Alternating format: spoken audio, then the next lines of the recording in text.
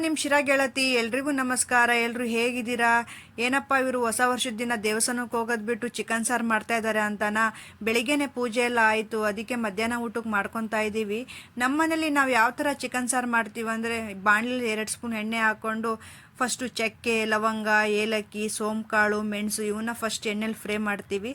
ಅದಾದಮೇಲೆ ಶುಂಠಿ, ಬೆಳ್ಳುಳ್ಳಿ, ಈರುಳ್ಳಿ, ಟೊಮೊಟೊ, ಕಾಯಿ ತುರಿ, ಧನಿಯಾ ಪುಡಿ, ಖಾರದ ಪುಡಿ ಲಾಸ್ಟಿಗೆ ಹಾಕಿ ಫ್ರೈ ಮಾಡ್ತೀವಿ. ಜಾಸ್ತಿ ಟೈಮ್ ಫ್ರೈ ಮಾಡಬಾರ್ದು ಧನಿಯಾ ಪುಡಿ ಹಾಕಿದ್ಮೇಲೆ. ಆಮೇಲೆ ಅದನ್ನು ತಣ್ಣಗಾಗೋದಕ್ಕೆ ಬಿಡಬೇಕು. ಆಮೇಲೆ ಕುಕ್ಕರಲ್ಲಿ ಸ್ವಲ್ಪ ಎಣ್ಣೆ, ಆಮೇಲೆ ಆ ಚಿಕನ್ ಎಲ್ಲ ಹಾಕಿ ಚೆನ್ನಾಗಿ ಫ್ರೈ ಮಾಡಬೇಕು.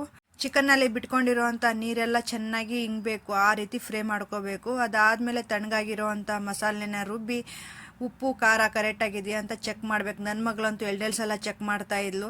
ಅದಾದಮೇಲೆ ರೆಡಿ ಆಗಿದ್ಮೇಲೆ ಅವಳಿಗೆ ಕೊಟ್ಟೆ ಟೇಸ್ಟ್ ನೋಡೋದಕ್ಕೆ. ಆಮೇಲೆ ಹೇಳ್ತಾ ಇದ್ಲು ಚೆನ್ನಾಗಿದೆ ಅಂತೇಳಿ, ಉಪ್ಪು ಖಾರ ಕರೆಕ್ಟಾಗಿ ಸೆಟ್ ಆಗಿದೆ ಅಮ್ಮ ಅಂತ ಹೇಳ್ತಿದ್ಲು. ನೀವು ಟ್ರೈ ಮಾಡಿ ನೋಡಿ.